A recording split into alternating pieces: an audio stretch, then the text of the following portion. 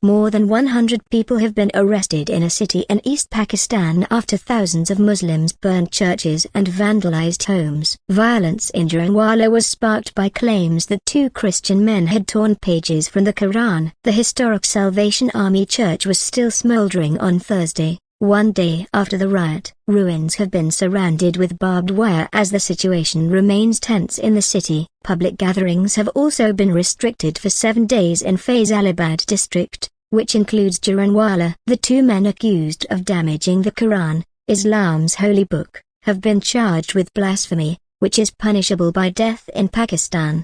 Even though Pakistan has yet to sentence anyone to death for blasphemy, a mere accusation can result in widespread riots, sometimes leading to lynchings and killings.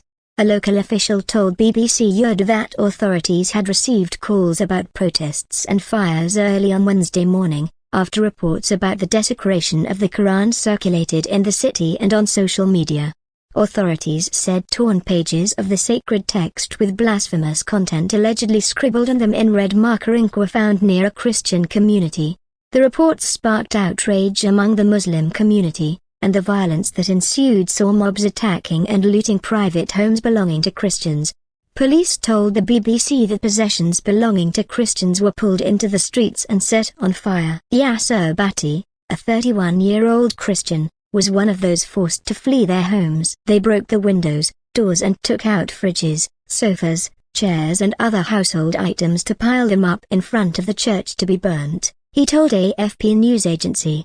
They also burnt and desecrated Bibles. They were ruthless. Videos on social media show protesters destroying Christian buildings while police appear to watch on. Pastor Javed Bhatti, a local priest, told the BBC, "They burned everything. They destroyed our homes, this house of God." Another woman, called Sonam, fled with her 3 children just before the area was attacked. "We just left without dressing," she said. "We picked up our small children and just ran." Usman Anwar, the police chief in Punjab province, was asked by the BBC why, according to some eyewitness accounts, the police did not appear to try to stop the protesters.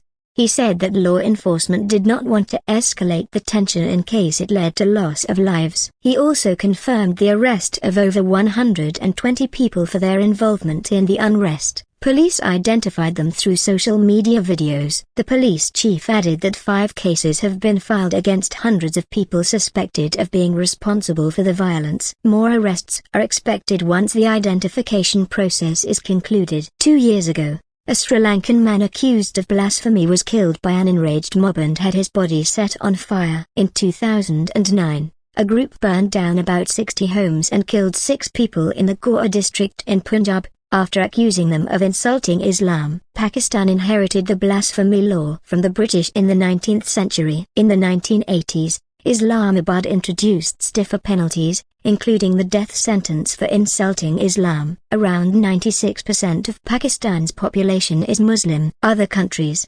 including Iran, Brunei, and Mauritania also impose capital punishment for insulting religion. Religion-fueled violence in Pakistan has risen since the country made blasphemy punishable by death, as it bolsters violent behavior. Iftikharul Bashar, a researcher at the think tank SICE who focuses on political and religious violence in South Asia, told the BBC, "The Pakistani society has experienced increased fragmentation, driven by widening economic disparities, leading to an upsurge in violence directed towards minority religious groups." Mr. Bashar said, "The emergence of extremist and vigilante factions within Pakistan, some of which exhibit significant financial backing, also contributed to this troubled trend."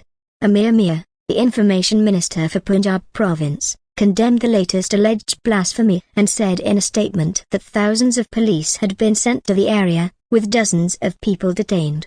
The angry group was mostly made up of people from an Islamist political party called Tehreek-e-Labbaik Pakistan, TLP, a government source told Reuters. The TLP has denied any involvement. Caretaker PM Anwar ul-Haq Kakar called for swift action against those responsible for the violence, and Pakistani Bishop Azad Marshal, in the neighboring city of Lahore, said the Christian community was deeply pained and distressed by the events.